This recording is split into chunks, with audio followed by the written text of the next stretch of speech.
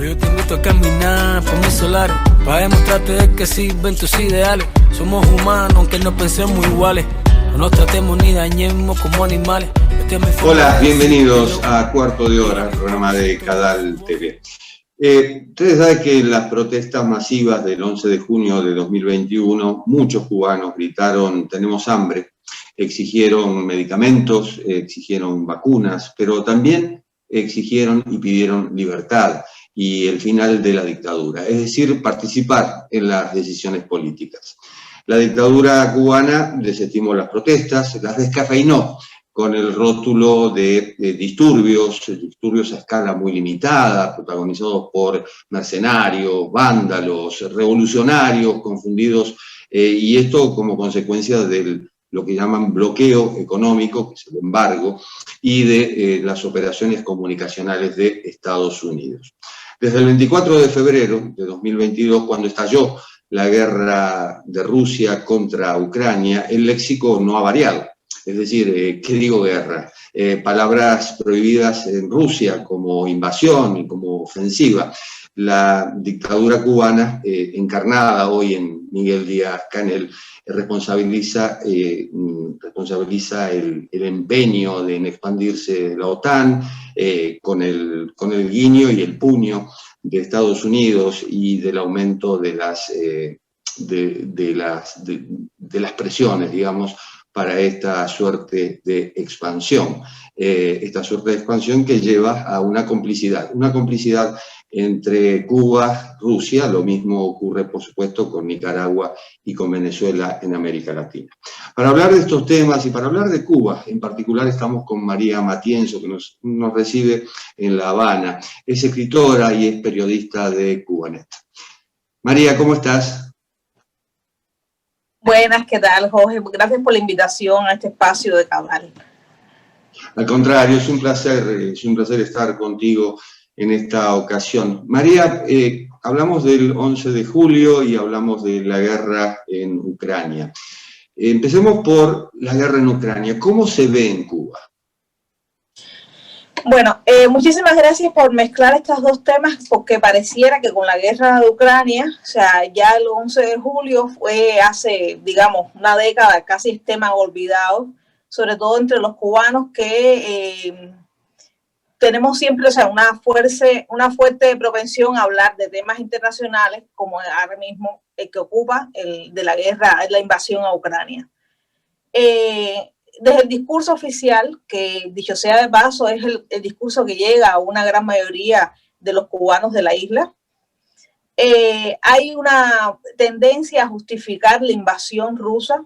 Apenas hace 48 horas, el Granma, el órgano oficial del partido, acaba de reconocer, o sea, lo dijo abiertamente. Quizás fue una cuestión de edición, quizás se le fue al editor, pero salió publicado la palabra invasión, refiriéndose justamente a la invasión de Rusia hacia Ucrania. Pero la posición ha sido hasta el momento, o sea, de justificar, pensando, o sea, con el discurso que se maneja también en otros lugares, sobre todo los aliados de Rusia, de justificar esta invasión con la supuesta amenaza que implicaba Ucrania para Rusia. Claro, hay un sector importante de la intelectualidad cubana que tiene acceso a otros medios y que se está cuestionando con basamentos históricos el por qué esta invasión de Ucrania, de Rusia a Ucrania, disculpen, por qué esta invasión. O sea, hay todo un recorrido histórico que, si no lo justifica, sí argumenta por qué el interés de Putin sobre Ucrania. El resto del pueblo tiene muy poca, digamos, un poco tiempo para encargarse de cuestiones internacionales. O sea, la gente tiende a repetir los discursos que les sean más fáciles de repetir, por tanto, y además tienden a repetir el discurso oficial. Mira, simplemente porque hay una prioridad en este país. Hay una prioridad que es el hambre, son las colas, el desabastecimiento total. Eso no ha cambiado para nada del 11 de julio. O sea, el 11 de julio fue el estallido, fue el estallido social, digamos, el destape de la olla, pero eso ha continuado. No han habido medidas reales que mitiguen ni el hambre ni el desabastecimiento de medicinas. Es decir, entonces, la propaganda suple a la información en este caso.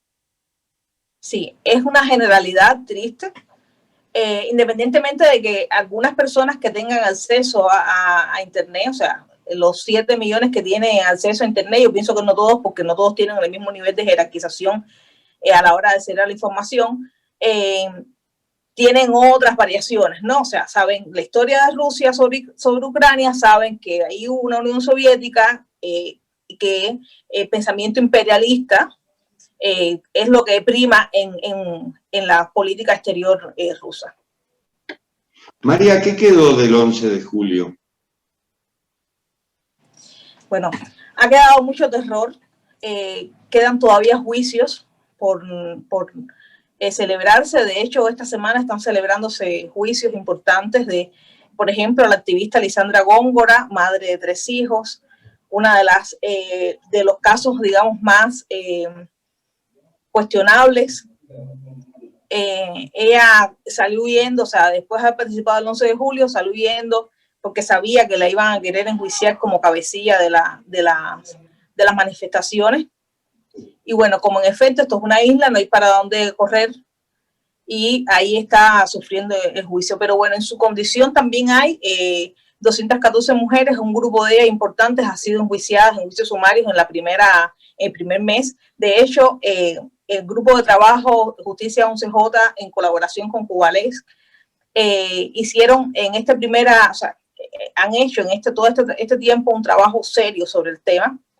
Y nos dimos cuenta, yo soy parte del grupo, o era parte del grupo hasta hace muy poco, como periodista, que un grupo importante de mujeres nos enterábamos de los enjuiciamientos sumarios después incluso que habían sido ejecutados, sin acceso a abogados, sin garantías del mínimo del debido proceso. Y bueno, todavía la lista sigue creciendo, o sea, son sus registros porque realmente no se tienen acceso a los registros oficiales, y los registros oficiales que ha publicado Granma en algún momento para justificar su violencia no han sido, o sea, no confiamos en ellos, pero tenemos registrados hasta el momento 1.417 detenciones del 11 de julio acá, y quedan aún en detención 747 personas. O sea que el número es importante, teniendo en cuenta además que son sus registros, repito, porque son las personas que se han podido verificar, son las que hemos tenido acceso a los familiares, a los abogados, a las peticiones fiscales. ¿También ha habido desapariciones? Sí, en ese primer momento sí hubo, o sea, la mayoría de las personas que fueron detenidas, los familiares no sabían a dónde habían sido llevados, y por supuesto clasificaban como desaparición forzada. A medida que fue pasando el tiempo, que se fue conociendo su paradero, pasaron a detenciones arbitrarias, muchos de ellos porque los familiares sabían que estaban en los lugares, pero no tenían acceso a los manifestantes. Hubo muchas madres que se quejaron de solamente haber accedido a sus hijos al cabo de 2 meses de detención arbitraria. O sea, sabían que estaban en los centros de detenciones, pero no sabía claro. Después nos dimos cuenta que fue el tiempo que se tomaron para que las heridas, para que los golpes sanaran, y no hubiese ningún tipo de testigo ocular de la situación en la que estaban de salud. Y las madres accedieron a sus hijos, a los manifestantes, en la medida, o sea, fue gradual, y en la medida en que ellos fueron sanando de las golpizas que recibieron. María, no te digo como activista ni como periodista, que es tu oficio, arte o profesión, como se quiera llamar, como ciudadana, ¿sentís miedo? Claro, estamos en un estado de terror.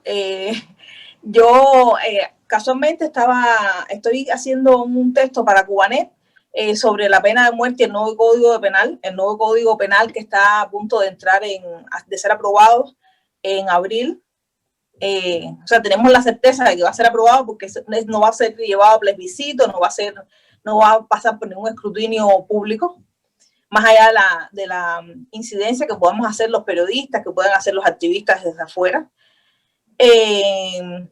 Pero, por ejemplo, hay figuras legales dentro de este Código Penal que nos incluyen a todos, los activistas, a los periodistas, o sea, a la ciudadanía a modo general. Es un código penal pensado para criminalizar cualquier tipo de expresión, de libertad de expresión, ya sea la artística, ya sea desde el periodismo, ya sea desde la expresión ciudadana misma. Yo estaba revisando, por ejemplo, el artículo 135, que habla de mecenarismo, o sea, contempla condenas de entre 10, 30, perpetua y hasta la pena de muerte. Lo mismo pasa con el artículo 143, que es el que casi todo el mundo le teme porque es el que incluye más directamente la participación de periodistas, la participación de activistas en la vida cotidiana.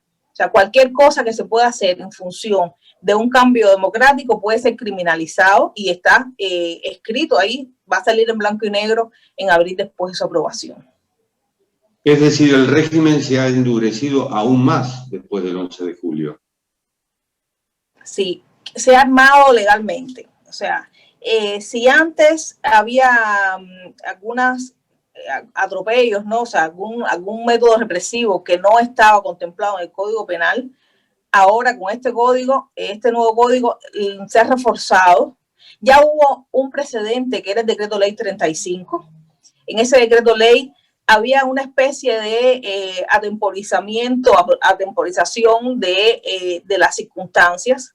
O sea, toda aquella persona que difundiera algún tipo de información que ellos consideraran falsa podía ser juzgada, y en ese decreto ley se hablaba de los niveles de gravedad de las faltas, de lo que ellos consideraran que fuera falta.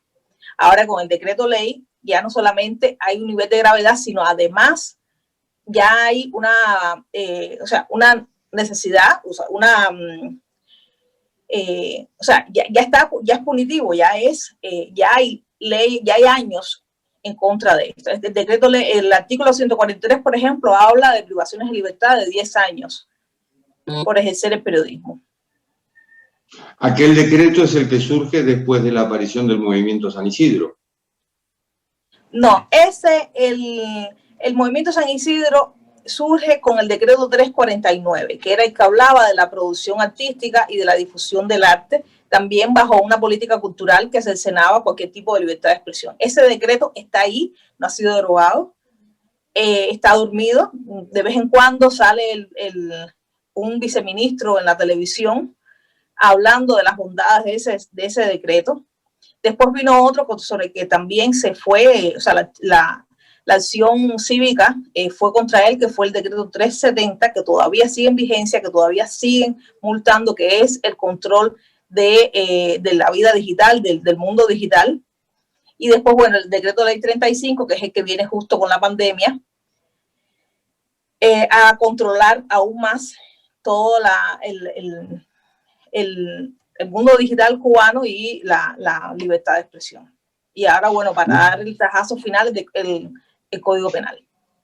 María, en su momento se acuñó una etiqueta, SOS Cuba, y yo quisiera saber si tuvo algún tipo de repercusión en otros países, si ustedes han recibido colaboración, apoyo, ayuda de parte de, no te digo de gobiernos, pero sí de otros países, de ciudadanos de otros países. Sí, primero hay que entender Cuba en la dimensión que abarcamos los cubanos, ¿no? O sea, los cubanos estamos en cualquier parte del mundo. O sea, el SOS Cuba tuvo un alcance en su momento de 9 millones de seguidores. O sea, y eso en una población de 11 millones, quizás 13 o 14 con el exilio, es más que significativo. Y claro, si eso provocó que el mundo volviera a mirar hacia acá, hacia Cuba, a partir de la situación sanitaria, que fue por donde empezó justamente el SOS Cuba, de la situación sanitaria que se dio en algunas provincias como Matanzas, Ciego Dávila, Cienfuegos, pero de las que no estaban exentas ni La Habana ni Santiago. O sea, había COVID en toda la isla y el desabastecimiento y la falta de medicinas era definitivamente en toda la isla. Y nada ha cambiado. Yo creo que ha empeorado. Hay una militarización constante de todo el país. O sea, el abuso el uso y abuso del poder de la fuerza policial. No hay día que no pase, que no tengamos una denuncia de violación policial. Es una impunidad total lo que estamos viviendo ahora mismo, que creo que ya venía de antes, porque durante la pandemia, aquí ocurrió, por ejemplo, que aparecieron figuras penales, porque no estaban tampoco registrados en ningún papel, fueron resoluciones que salieron de la nada, como los llamados coleros. ¿Qué cosa eran los coleros? Las personas que hacían colas, filas, como creo que le llaman ustedes, durante toda la madrugada para acceder a productos básicos de limpieza, productos básicos de alimentación. A veces estas personas revendían o vendían su turno o vendían los productos que lograban comprar. Muchas de estas personas fueron sancionadas a 1 año de privación de libertad si eran cogidas en el acto, o sea, si eran atrapadas en el acto. Y ya había un precedente importante de exceso policial y de exceso de personas juzgadas por estas cosas. O sea, la propagación de epidemia, por ejemplo, también fue un delito que arremetió contra toda la población cubana. Y detrás de esto había un ejército de policía uniformada, pero también un ejército de personas a las que se le había dado un poder sobre el resto de la ciudadanía, y que estaban entonces en condiciones de condenar, de juzgar, de llevar a prisión, a veces hasta sin juicio, a muchas de estas personas. El 11 de julio, digamos que fue el estallido de una situación que ya llevábamos arrastrando 63 años, pero que se había agudizado en los últimos tiempos. ¿En estas circunstancias crees que puede haber otro 11 de julio? Yo creo que no hemos dejado de vivir el 11 de julio todavía. Ahora mismo, por ejemplo, en la Embajada de Panamá hay un grupo de cientos de personas rodeando la embajada, tratando de salir del país, supuestamente a Nicaragua. O sea, aquí el bonche general es que van a ver los volcanes, pero sabemos que no, que es simplemente, o sea, es como el paso que se han encontrado nuevamente para el éxodo masivo, que ya una vez ocurrió a través de Ecuador, que ha ocurrido a través de Panamá y que ahora está empezando a hacer a través de Nicaragua. A partir de la situación que no mejora, que no hay realmente, hay una inoperancia total gubernamental. Hay muy mala administración de los bienes públicos y eso sumado a control y represión, que además no escapa a nadie. Claro que ocurren este tipo de sucesos como lo que está ocurriendo ahora en la Embajada de Panamá, esta necesidad de éxodo. La gente no tiene perspectiva ninguna de futuro aquí, la gente vende sus casas, vende sus bienes en función de emigrar. Una situación dramática realmente, María, y bueno, te acompañamos desde aquí, te agradecemos muchísimo esta participación en Cuarto de Hora. Muchísimas gracias a ustedes. El testimonio en primera persona de Cuba. Cuba es lo que describe María Matienzo. No hay libertades, no hay forma de reformar o reformular esto que significa básicamente un avasallamiento contra los derechos humanos, más allá de la desinformación, más allá de la propaganda que se impone al periodismo. Nos encontramos en la próxima. Que sirven tus ideales. Somos humanos, aunque no pensemos iguales. No nos tratemos ni dañemos como animales. Esta es mi forma de decírtelo. Llora mi pueblo y siento yo su voz.